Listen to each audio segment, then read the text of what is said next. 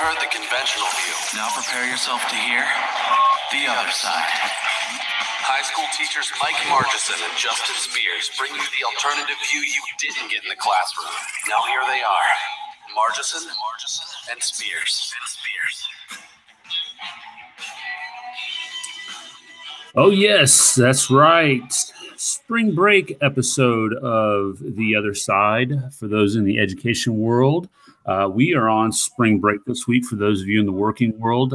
Sorry that you're stuck at work today, although here in central Indiana, we're going through a snow melt after recovering from about a 10-inch. No, I got about 10 inches here in just west of Indy. Mike, what'd you guys get up there toward Lafayette? Holy cow, we only got a couple of inches. Yeah, we got about 10 inches that came down. It was a really, really thin line storm. It was really, really odd.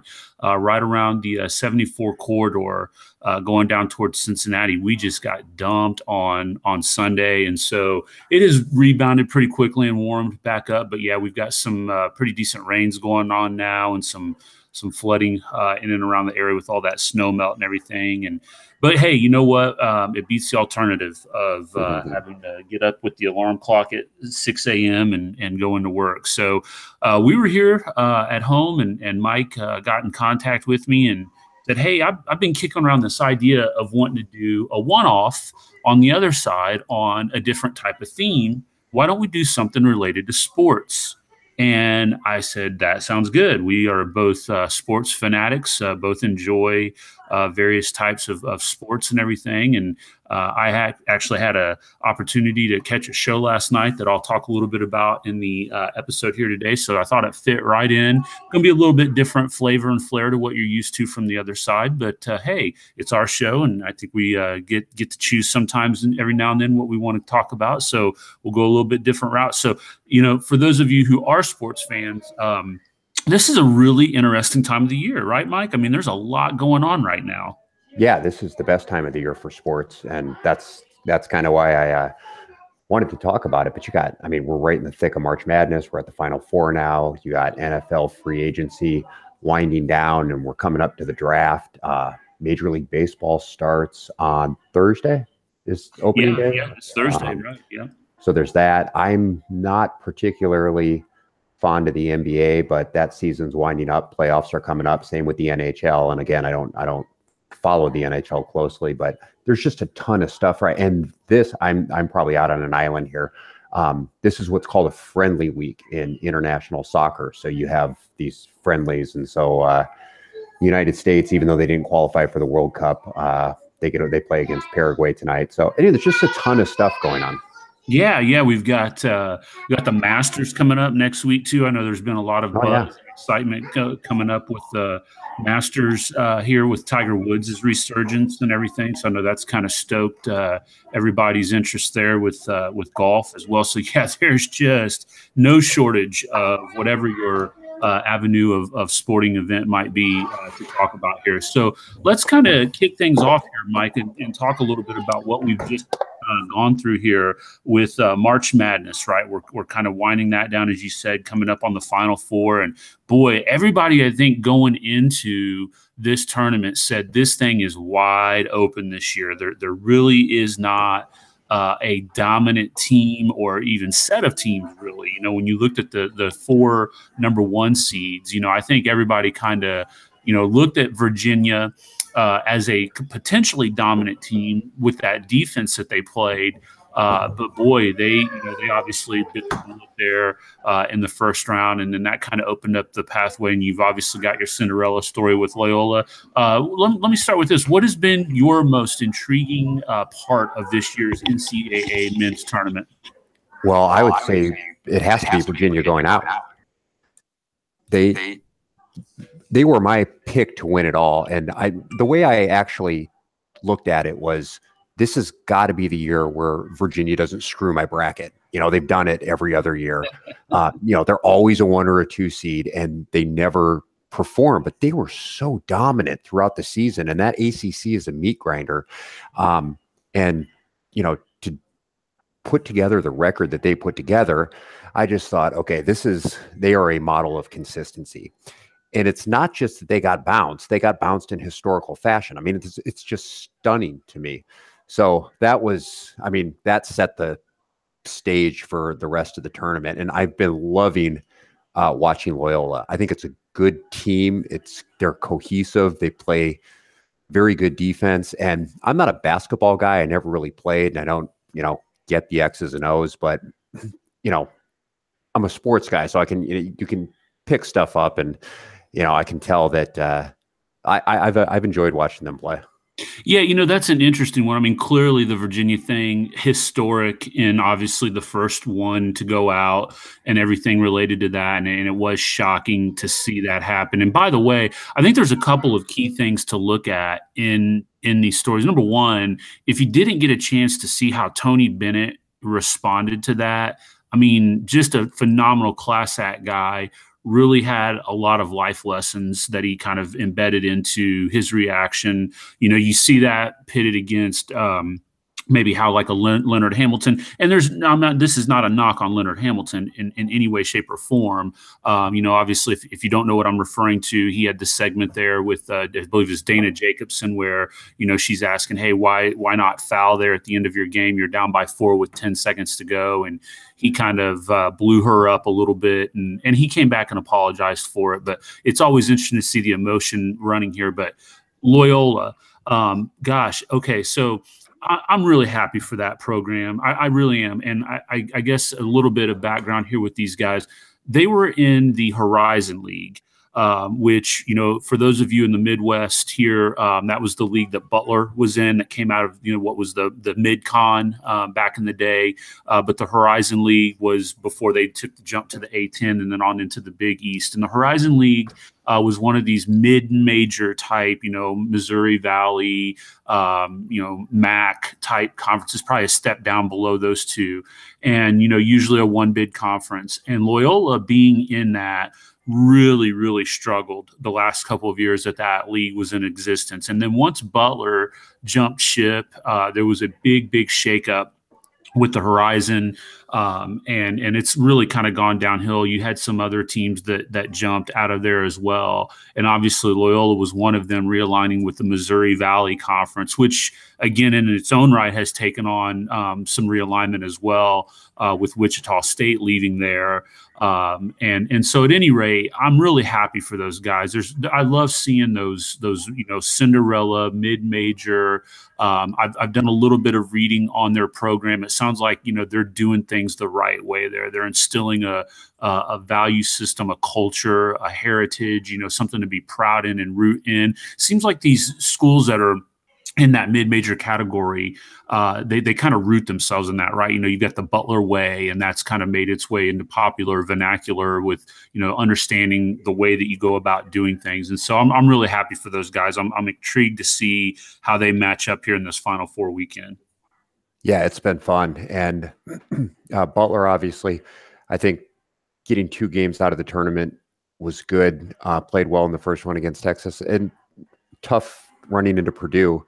It still kind of baffles me a little bit that the, I guess, committee put them on the same side there, but that was and Purdue had an unbelievable season. I mean, I really enjoyed watching those 4 guys, those 4 seniors, because, if you watch Purdue basketball, you've seen them as freshmen and getting a little bit of playing time, and you could always tell that there was something there. And this looked like it was going to be a special year, and it was. They were fantastic, and obviously terrible luck with Haas getting hurt. I mean, it reminded me of the Big Three and Hummel getting hurt in that game against Minnesota right before the tournament. It's just bad luck for that program, but they had a great season too. Yeah, here's something that I'll ask you about, Mike. I'm interested to get your take on this. So obviously, once everybody's season comes to an end here, and we've just got these 4 teams left, and I'm sure that there might be a look at, and I'm blanking on the coach from Loyola's name right now. I can envision him in my head, but I'm sure there's going to be some teams that are going to take a run at him, maybe. And obviously the other schools that are now out of the tournament, you're starting to see some talk. And here again, somewhat locally, probably, and even on the national level, I think it's gotten some attention as well, has been, Chris Mack over at Xavier.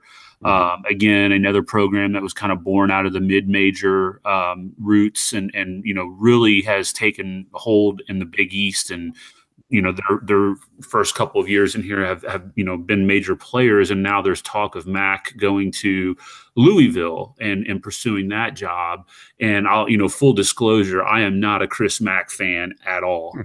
Not in any way, shape, or form. I don't like his demeanor, his attitude. I'm sure he's a great X's and O's coach, and guys that play for him seem to like him. Maybe he is a great guy, but just from what I have seen of him through the media, not a fan at all. But my question is, what kind of a move is this? It's being reported that they're in negotiations with Mac right now, they being Louisville, and that it's all but a done deal. Sell me on the upside of this, man. I mean, gosh, Louisville is a train wreck right now. Yeah, I don't know. So talk to me a little bit about that. What do you see there? Money. I mean, that's the only thing that I can think of. There's no reason why he would, go from Xavier. And the program is good now. I mean, they're a major player, and this, of course, is the best season that they've had in a while. But it's got to be money, and I haven't seen the terms of the deal versus what he makes now. But I mean, it's not even a lateral move; it's a step back. And so he's got to be cashing in, I'm guessing. Yeah, that's all I can imagine. And every time I think of this, I just think, more money, more problems, more headache. And hey, I mean, there's been clearly examples of coaches that have done this type of thing before in the past, and it's worked out for him. So I'm certainly not, trying to make any indicator or prediction as to how he will do. They could reemerge, and maybe he goes in and cleans the act up down there. Maybe they could use it. Yeah, maybe get some goodwill with the NCAA, whatever ends up coming out of everything that's gone on down there, who knows? But yeah, that to me was just kind of an intriguing one out of all the. Then of course you got the dumpster fire out also too with in the ACC with Pitt. I just saw that they made a run out of St. Bonaventure's coach, I believe it was, and he turned them down. That's really been an unfortunate situation there. I think they've had upwards of 7 players I saw that have asked out of their scholarship there, and so they're really going to have to do some rebuilding out there. They're another team. They're like they about 7-8 years ago are doing what Virginia has been doing to everybody in their bracket. These last couple of years. You remember that Pitt would be a 2 seed every single year, and they never could get it together. They could. Yeah, absolutely. No, that's true. And so, yeah, it'll be interesting to see here this Final Four weekend. You got any predictions on what you see going down in San Antonio? Yeah, I think it's not a sexy pick, but Villanova takes care of business consistently, time in and time out. They're gonna repeat. All right. Yeah, no, I think that's who I picked. Again, that might be a little bit of the Big East bias in me because I see them play so much and everything. And I think when you look at the 4 teams that are there, gosh, Michigan is pretty hot right now. They're kind of clicking at the right time, and I feel sorry that Loyola has to match up against them. But at this point, there's no real easy out here, I don't think. And Loyola very well could come in and sneak up on them for sure. But yeah, I think I got to agree with you on this one. I think Loyola looks like that Villanova looks like the favorite here. So, all right, let's move on from the March Madness stuff and talk a little bit about something that you're probably a little bit more in tune with than I am, and that's NFL free agency and the draft. Talk to our listeners here a little bit about what's been on the radar here with the overall scope and feel of the NFL free agency market, and anything that you've scoped out or know a little bit about the NFL draft coming up. Well, news just came. It was either late yesterday or early this morning. Ndamukong Suh goes to the Rams, and you put him in that front 4. I don't know who's going to beat them.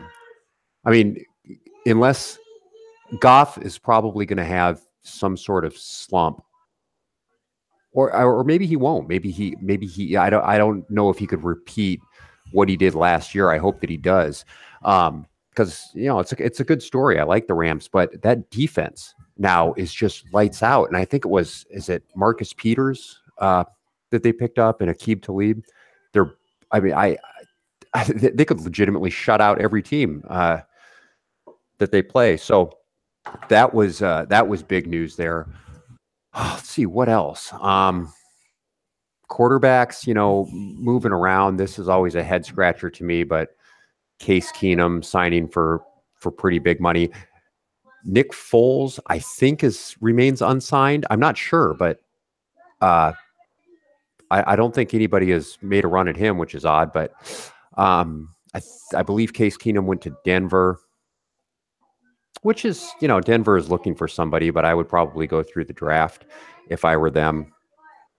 I don't know. You follow the Bengals. Anything from Cincinnati, Bengals Nation down there?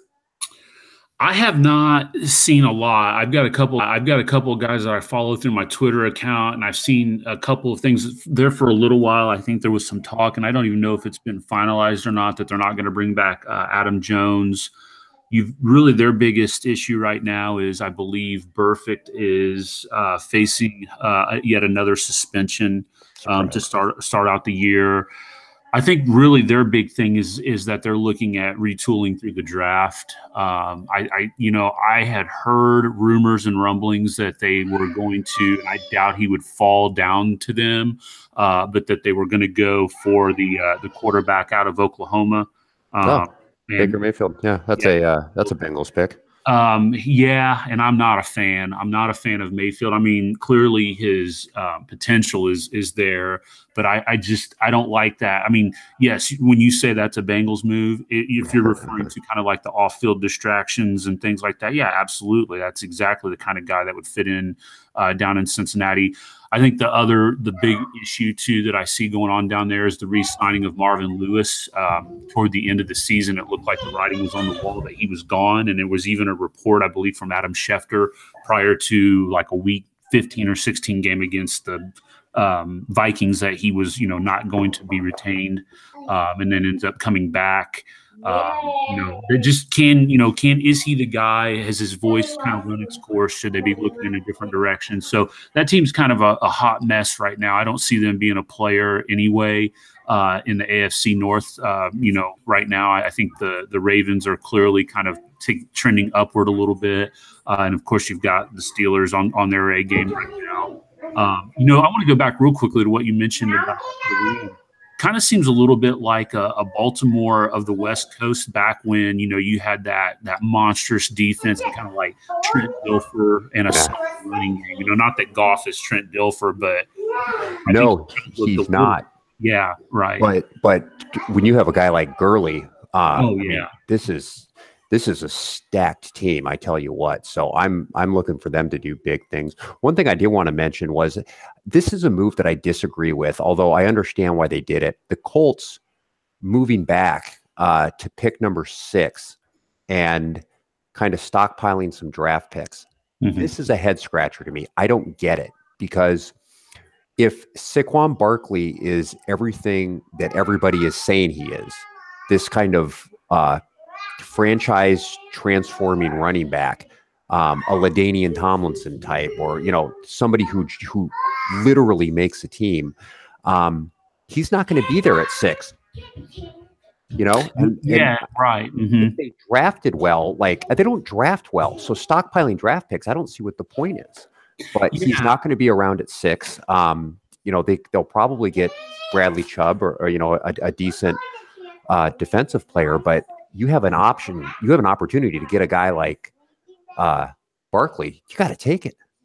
Yeah, I think everybody's kind of interested to see what the Ballard draft is going to look like. Can he build it back through the draft or what? Because, clearly the team has never, in my opinion, at least the time that I followed them, and I still kind of keep tabs on them. I'm not a huge fan.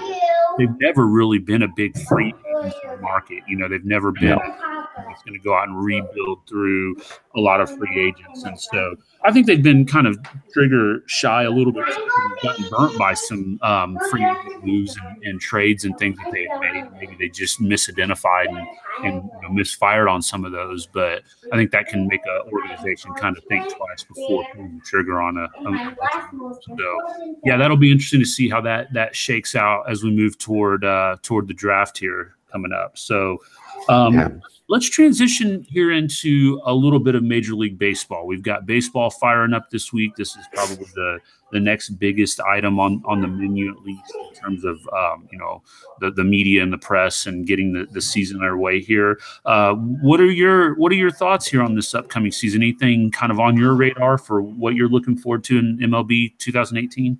Well, I got to be honest. When it comes to baseball, this is one of the sports where I don't follow the sport. I just follow the team. I'm a Padres guy, and that's about it. So it's mainly because baseball isn't a sport that I can sit and watch. I can't watch a 9-inning game. I don't watch the World Series. I don't watch the playoffs. If it's not the Padres playing, I literally have no interest in it. That being said, I think Houston is probably still the team to beat. And if I'm not mistaken, they added Verlander in the offseason to their lineup. That's going to add some strength there. So, and look, Houston, they've done it well. They've done it through the draft, and they brought players up, and they had some rough season. If you go back, if you just want to like look up their records, go back like 6-7 years, and they're winning, I mean, in the 50s. I mean, we're talking about 110 lost seasons. So they've taken their lumps, but if you draft well and if you build your system well, you're going to end up with a winner, and that's where they are right now. Actually, out in San Diego, that's what I'm hoping, because the Padres have been in last for a long time. They tried to make a run at it through free agency. I think it was back in 2014. They signed like, what was that guy's name? Justin Upton and Will Myers and Matt Kemp and James Shields and Craig Kimbrell. And, they just went out and they got everybody available on the market, and they finished with the exact same record that they had the year before. So they finally are starting to clear all of those contracts off their books, and they've been rebuilding through the farm system. And actually, they've played a really, really good spring so far. So I'm looking forward to what they're going to do. But yeah, I would say that Houston's probably going to be the team to beat. I think LA in the National League is going to be strong. You're always going to have, with Stanton going over to New York, they could score 12 runs a game over there at the Yankees. What are your thoughts? Yeah, I think it's going to be right. I'm a Reds fan. Yeah, they're clearly going to be in the cellar again this year in the Central. I think obviously when you look at the Central, it's going to come down to Cubs, Cardinals, Pirates, Brewers. Brewers and Pirates are going to be the wild card teams in there. I mean, not that they're going to be the wild card, but they're going to kind of maybe, if one of those two teams gets hot, they may push the Cubs or Cardinals. The Cubs going out and getting Yu Darvish. They bolster up their starting rotation. Of course, they still have Bryant, Rizzo. They're going to be the leaders in the Central, which is interesting that you say that about Houston, because they used to be in El Central. And gosh, could you imagine them in the Central right now? Holy cow, that'd be a meat grinder. Oh, I mean, it'd be unbelievable. But yeah, no, I think you're right on. I think obviously you're going to have to start with the Astros. I think the Altuve kid is just, boy, what a story too. Yeah. I mean, when you look at perseverance and just what it means to really fight and show all the doubters and haters that you can do something, man, he is the total package right now. And so, yeah, obviously the Yankees, the evil empire, is going to go out and they're going to outspend everybody, 20-1. And, maybe they'll win the AL East, maybe they won't, but they definitely are going to be in contention. I know on a broader level of the game, you kind of mentioned, being a fan of the team, and certainly I am a Reds fan, and I'll follow them even through their miserable 50-win season that they'll probably have this year. But the game itself, I know there's been a lot of discussion and talk about how to do what you were talking about. How do we make this more, quote unquote, entertaining? How can we speed the game up? They instituted the pitch clock. I think they are making a change, and I don't remember it off the top of my head. I read about it a couple of weeks ago. Something along the lines of pitching changes. I think it's something, if I'm not mistaken, like a pitching coach can only visit so many times to the mound before a mandatory change has to be made, or something along those lines. I forget exactly what it is, but the mound visits carry over if I'm not mistaken. So if you visit so many times in one inning, that carries over even into the next game even. Yeah, I can't remember exactly. The listeners out there that are interested in that or may have heard a little bit about that can check that out. But I know they're kind of tooling around with ways to speed the game up. I know there's been talk a lot here recently about automating umpires, right? Calling balls and strikes through automation. Yeah, gosh. Yeah, I mean, obviously you've got your purists who are just up in arms about that. Then you've got a little bit more progressive, open-minded people that are saying, hey, the time has come. We've got the technology. Let's use it. Let's eliminate, the human error from the game. So that's kind of interesting too. But I think it's going to be a fun season. I'm looking forward to it. I'm always excited about opening day. I think out of all the major sports, opening day in baseball is always the one that I'm really the most excited about. Even when you do have the outlook that your favorite team has, like mine does, I'm really excited to get this. Oh well, yeah. I mean, it's spring first of all, so that's just brightens you up, and it's been a dreary winter. But the Reds are going to be in first on opening day. And that's all that's all you can ask for. So that's a good. I tell you what they should do. We're talking about rule changes. Just legalize the dang steroids. What's the problem? If these guys want to screw their bodies up, hey, the most entertaining season we had was 1998, where the guy hits 60 home runs. He comes in third. I mean, just legalize them. Oh well. Yeah. Whatever. Yeah. So, but. All right, let's go into our last thing. And you were mentioning to me this documentary, this 30 for 30 documentary you were watching on Calipari. Why don't you talk a little bit about that? I thought that's a really interesting story. Yeah, I was telling you that I've never really gotten into these 30 for 30s or the E60s or anything, the kind of the humanistic side of sports. I don't know, maybe I'm kind of like, bullheaded and don't want to get the human emotion involved in something that I like, just watching competition and everything. But last night, there's nothing on. We're kind of in between some things right now. And I flip it over to ESPN2 and I see this 30 for 30 called One and Not Done. And maybe some of our listeners are familiar with this one and have heard about it before, but it basically chronicles Calipari and his coaching career, all the way from being an assistant out in Kansas under Larry Brown to obviously where he is today at Kentucky, and the whole career path. And I know the scandals that have been left behind with him. There was talk about what went down at UMass with Marcus Camby, what went on at Memphis with Derrick Rose, and then obviously his controversial recruiting methods at Kentucky. I believe it was the one year, maybe it was like 14 or 15, where he had his starting five win in the first round of the NBA draft. Yeah. All these guys like Calhoun and Boeheim and all the purists are just the one and dones ruining the game and everything of that nature. And I know it's still even a hot topic as of now. The proposed changes that some are mentioning of, like, I think it was the Big East schools that were saying that the two and done method, make them stay for two. And really going into that, I had always kind of been like, I'm not a big fan of the one and done, because I am more of like a small school, build it, from 4-year guys and run with it that way. I remember when Gordon Hayward left Butler early and Shelvin Mack and everything, and I was kind of disappointed in that. But the more I watched this documentary last night, the more I was like, who am I? Who are we to say, like, oh, you have to stay enrolled in school for 4 years, sit in a classroom and get some bogus piece of paper so that in the off chance your NBA career isn't panning out, you've got something to fall back on. And, I think what really kind of flipped it for me was, and they had these guys on. They had Rose on, they had Camby on, they had a couple of other guys that played for Calipari at UMass and Kentucky on. Mike, this. These kids come from nothing. They come from just awful backgrounds. No father in the picture. Mom's working 4 jobs to support living in the slums. They're getting in with the wrong crowd. And gosh, the path that gets them to making millions of dollars, even if they only play for a couple of years.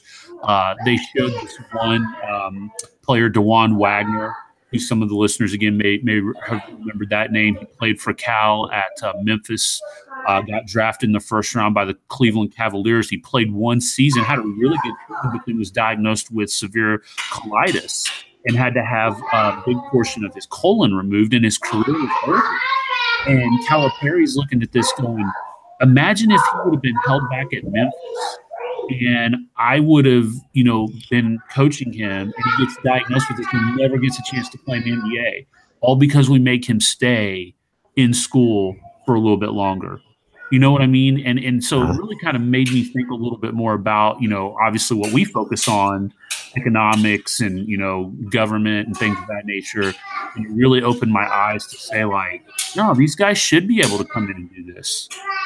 I agree 100%. First of all, let me know if you can't hear me over my kids who are absolutely just screaming and yelling. So that's, if anybody's listening, they can, now they know Tyler and Johnny in the background. That's part of spring break. But yeah, look, their contribution to the economy comes through basketball. People pay big money to go and watch them play. That's where they fit. I mean, it's not in the classroom, and that's okay. It's this kind of goes along with the whole idea that everybody has to go to college, which is a stupid thing to say.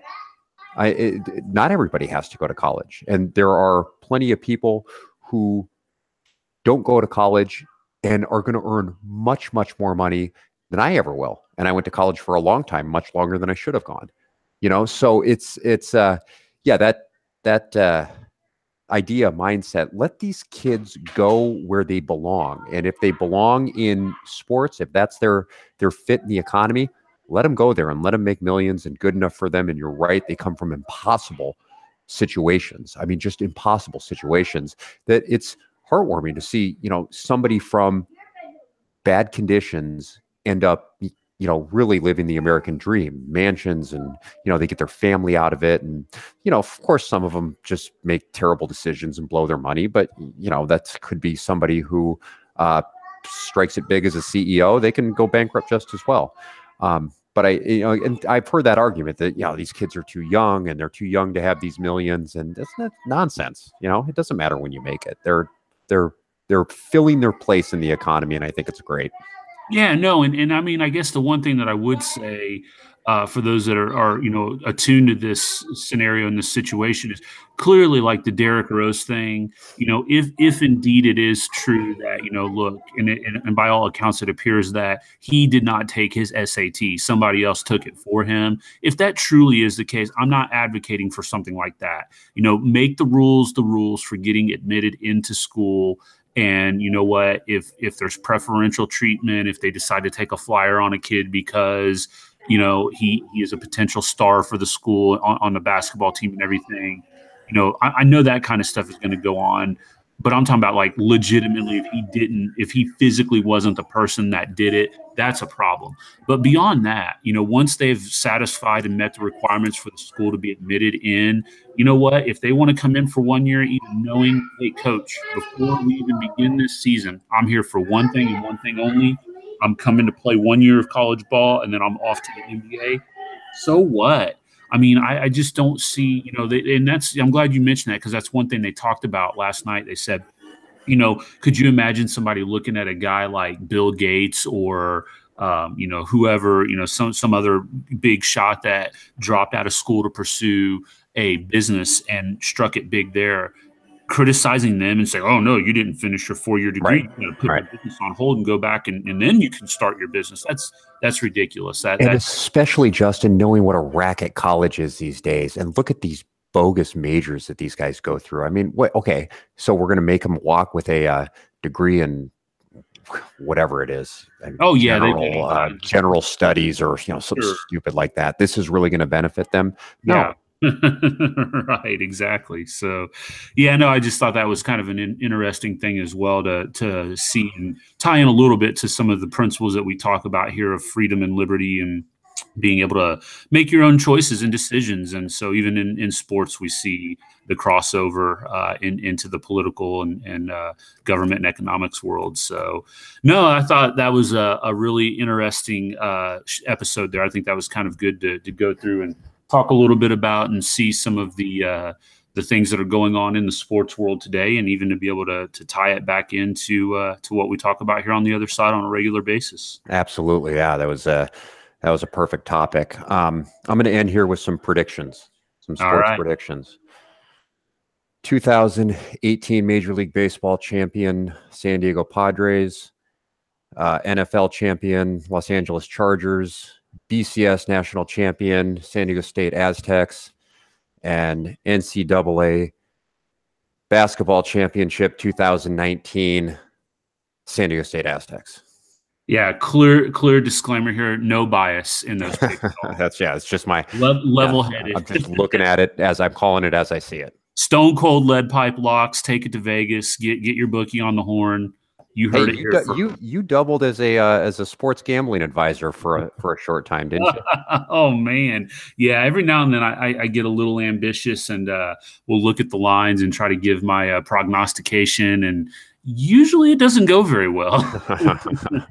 Trust me, I know what you mean. Well, I know we've talked about that before too, just real quickly, where you look at the lines from Vegas on things, and I know we look at that. We think we know, right? And we kind of put all of our expertise on the line when we say these things. And then we look at it and we go, how in the world did they get it that close? Oh, sure. It's unbelievable. Yeah. It is just absolutely unreal how oftentimes, I know we sometimes will exchange videos of, I think there was one game during the NCAA tournament where Seton Hall hit a three. They clearly were going to lose to Kansas, I think it was. And they took some, ridiculous, did not matter shot at the end. Only in Vegas, right? Oh yeah, they were a 4.5 point underdog, and they were down by 7. It was totally meaningless at this point, and they went down and hit an uncontested 3 just for kicks, and anybody who had Seton Hall, they covered it. So yeah, everybody who had Kansas just lost money. Unbelievable. Oh, yeah, that's fun. I love that stuff. Yeah, I love that stuff too. So, all right. Well, hey, thanks for taking the time to go through this today, and hopefully that gave some entertainment to the listeners. And again, for those that are catching this episode, we will be back with our normal show this Wednesday. We'll be on at 9:00 Eastern time. We're going to be talking about McCarthyism. So that's a cheerful topic there, but we're going to be taking on talking about the side of McCarthyism and the Red Scare and all things Joseph McCarthy that you may or may not know about. So be sure to tune in for that episode Wednesday night live here on The Other Side.